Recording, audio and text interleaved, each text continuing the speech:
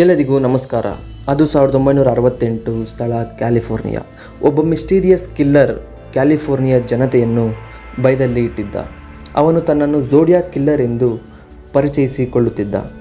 ಶ್ಯಾಡೋಸಿಂದ ಹೊರಗೆ ಬಂದು ಕೊಲೆಗಳನ್ನು ಮಾಡಿ ಪೊಲೀಸರಿಗೆ ಲೆಟರ್, ಕ್ರಿಪ್ಟಾನ್ ಸಿಂಬಲ್ ಆ್ಯಂಡ್ ಪಜಲ್ಸ್ಗಳನ್ನು ಬಿಟ್ಟು ಅಲ್ಲಿಂದ ಕಣ್ಮರೆಯಾಗುತ್ತಿದ್ದ.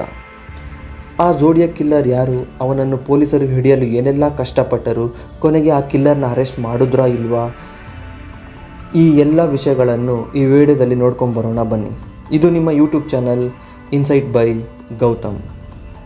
1968 ಡಿಸೆಂಬರ್ 20, ವ್ಯಾಲಾಜಿಯೋ ಎಂಬ ಜಾಗದಲ್ಲಿ ಫಸ್ಟ್ ಟೈಮ್ ಡೇಟಿಂಗ್ ಆಗಿ ಹೊರಗಡೆ ಬಂದಿದ್ದ 17 ವರ್ಷದ ಡೇವಿಡ್ ಫ್ಯಾರಡೆ ಹಾಗೂ 16 ವರ್ಷದ ಬೆಟಿ ಜೆನ್ಸನ್ ಶವವಾಗಿ ಪತ್ತೆಯಾಗಿರುತ್ತಾರೆ.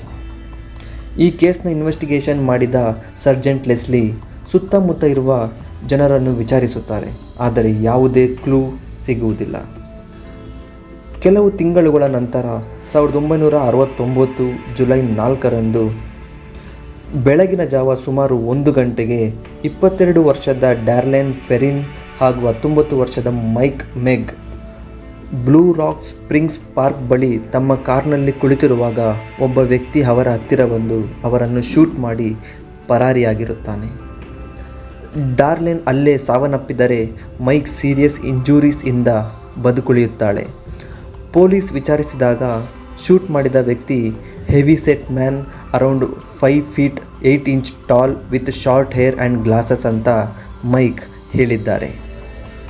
1 ತಿಂಗಳಿನ ನಂತರ ಆಗಿನ ನ್ಯೂಸ್ ಪೇಪರ್ ಕಂಪನಿಗಳಾದ the Vallejo Times Herald, San Francisco Examiner ಮತ್ತು ಸ್ಯಾನ್ ಫ್ರಾನ್ಸಿಸ್ಕೋ ಕ್ರೋನಿಕಲ್ಸ್ ಎಂಬ 3 ನ್ಯೂಸ್ ಪೇಪರ್ ಕಂಪನಿಗಳಿಗೆ ಕಿಲ್ಲರ್ ಕಡೆಯಿಂದ ಲೆಟರ್ಸ್ ಬರುತ್ತದೆ. ಎಲ್ಲ ಲೆಟರ್ಸಲ್ಲೂ 1/3 ಆಫ್ 408 ಸೈಫರ್ ಸಿಂಬಲ್ಸ್ಗಳು ಇರುತ್ತವೆ. ಕಿಲ್ಲರ್ ಇದನ್ನು ನ್ಯೂಸ್ ಪೇಪರ್ನ ಫ್ರಂಟ್ ಪೇಜ್ನಲ್ಲಿ ಹಾಕಬೇಕು ಅಂತ ಡಿಮ್ಯಾಂಡ್ ಮಾಡಿರ್ತಾನೆ. ಅವನು ಸ್ಟ್ರೇಂಜ್ ಕ್ರಾಸ್ ಹೇರ್ ಸಿಂಬಲ್ನ ಸೈನ್ ರೀತಿ ಹಾಕಿ ದಿಸ್ ಈಸ್ ದ ಝೋಡಿಯಾಕ್ ಸ್ಪೀಕಿಂಗ್ ಅಂತ ಬರೆದಿರ್ತಾನೆ. 1969 ಸೆಪ್ಟೆಂಬರ್ 27, ಕಾಲೇಜ್ ಸ್ಟೂಡೆಂಟ್ಸ್ ಆದ 20 ವರ್ಷದ ಬ್ರೈನ್ ಹ್ಯಾಟ್ನಲ್ ಆ್ಯಂಡ್ 22 ವರ್ಷದ ಸಿಸಿಲಿಯಾ ಶೆಫರ್ಡ್ ಬೆರೆಸಿಯಾ ಲೇಕ್ ಬಳಿ ರಿಲ್ಯಾಕ್ಸ್ ಮಾಡಬೇಕಾದ್ರೆ ಒಬ್ಬ ವ್ಯಕ್ತಿ ಹೂಡಿ ಹಾಕಿಕೊಂಡು ಅವರ ಹತ್ತಿರ ಬಂದು ಇಬ್ಬರನ್ನು ಕತ್ತಿಯಿಂದ ಬ್ರೂಟಲ್ ಆಗಿ ಚುಚ್ಚಿ ಅಲ್ಲಿಂದ ಪರಾರಿಯಾಗಿರುತ್ತಾನೆ. ಸಿಸಿಲಿಯಾ ಘಟನೆಯಾದ 2 ದಿನಗಳಲ್ಲೇ ಸಾವನ್ನಪ್ಪುತ್ತಾಳೆ. ಬ್ರೈನ್ ಬದುಕುಳಿದು ಕಿಲ್ಲರ್ ಝೋಡಿಯಾಕ್ ಸಿಂಬಲ್ ಇರುವ ಹೂಡಿಯನ್ನು ಹಾಕಿಕೊಂಡಿದ್ದ ಎಂದು ಪೊಲೀಸರಿಗೆ ಇನ್ಫಾರ್ಮೇಷನ್ ಕೊಟ್ಟಿರುತ್ತಾನೆ. 2 ವಾರಗಳ ನಂತರ 1969 ಅಕ್ಟೋಬರ್ 11ರಂದು ಒಬ್ಬ ವ್ಯಕ್ತಿ 29 ವರ್ಷದ ಪಾಲ್ ಸ್ಟೈನ್ಸ್ನ ಕ್ಯಾಬ್ನಲ್ಲಿ ಹತ್ತುತ್ತಾನೆ. ದಾರಿಯಲ್ಲಿ ಆ ವ್ಯಕ್ತಿ ಕ್ಯಾಬ್ ಡ್ರೈವರ್ ಪಾಲ್ ಸ್ಟೈನ್ಸ್ನ ತಲೆಗೆ ಶೂಟ್ ಮಾಡಿ ಅವನನ್ನು ಸಾಯಿಸುತ್ತಾನೆ. ಇದನ್ನು ಹೊರಗಡೆಯಿಂದ ನೋಡಿದ 3 ಕಾಲೇಜ್ ಹುಡುಗರು ಕಿಲ್ಲರ್ಗೆ 35ರಿಂದ 45 ವರ್ಷ ಇರಬಹುದೆಂದು ಪೊಲೀಸರಿಗೆ ರಿಪೋರ್ಟ್ ಮಾಡಿರುತ್ತಾರೆ.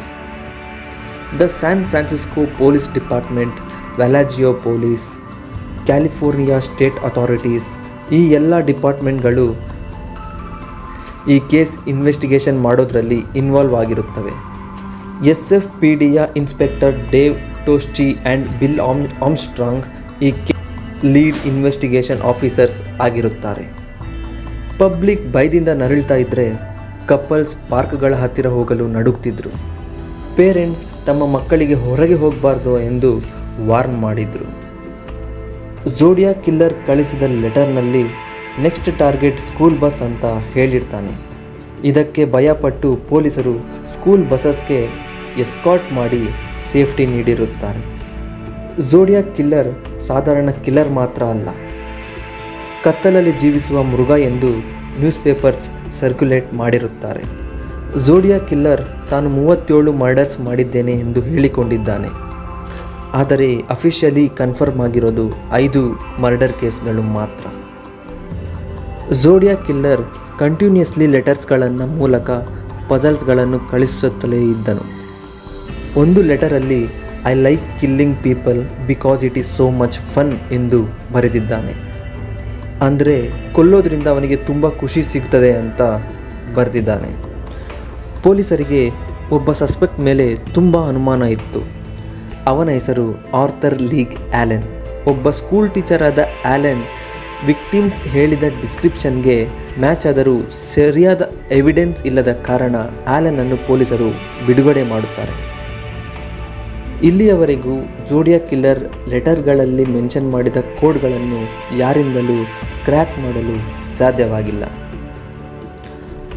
ಕೊಲೆಗಳು ನಡೆದು 50 ವರ್ಷಗಳೇ ಕಳೆದರೂ ಝೋಡಿಯಾಕ್ ಕಿಲ್ಲರ್ನ ಐಡೆಂಟಿಟಿ ಅನ್ನೋನ್ ಆಗಿಯೇ ಉಳಿದಿದೆ. ಅವನು ಒಬ್ಬ ಸಾಧಾರಣ ವ್ಯಕ್ತಿಯೋ ಅಥವಾ ಪೊಲೀಸ್ಗಿಂತ ಬುದ್ಧಿವಂತಿಕೆ ಇರುವ ಕ್ರಿಮಿನಲ್ ಮಾಸ್ಟರ್ ಮೈಂಡಾ ಅನ್ನೋದು ಸಸ್ಪೆನ್ಸ್ ಆಗಿಯೇ ಉಳಿದಿದೆ. ಆದರೆ ಒಂದಂತೂ ಸತ್ಯ, ಝೋಡಿಯಾಕ್ ಕಿಲ್ಲರ್ ತನ್ನನ್ನು ಜನರು ನೆನಪಿನಲ್ಲಿಟ್ಟುಕೊಳ್ಳಬೇಕೆಂದು ಎಲ್ಲ ಮರ್ಡರ್ಗಳನ್ನು ಸಕ್ಸಸ್ಫುಲ್ಲಾಗಿಯೇ ಮಾಡಿ ಮುಗಿಸಿದ್ದಾನೆ. ಇದು ಝೋಡಿಯಾಕ್ ಕಿಲ್ಲರ್ನ ಕತೆ. ಈ ಸ್ಟೋರಿ ನಿಮಗೆ ಇಷ್ಟ ಆಗಿದರೆ ಲೈಕ್ ಮಾಡಿ, ಶೇರ್ ಮಾಡಿ. ಇದೇ ರೀತಿಯ ಹಲವು ಸ್ಟೋರೀಸ್ಗಾಗಿ ನಮ್ಮ ಚಾನಲ್ನ ಸಬ್ಸ್ಕ್ರೈಬ್ ಮಾಡಿ. ನಿಮ್ಮ ಪ್ರಕಾರ ಝೋಡಿಯಾಕ್ ಕಿಲ್ಲರ್ ಯಾರಾಗಿರಬಹುದು?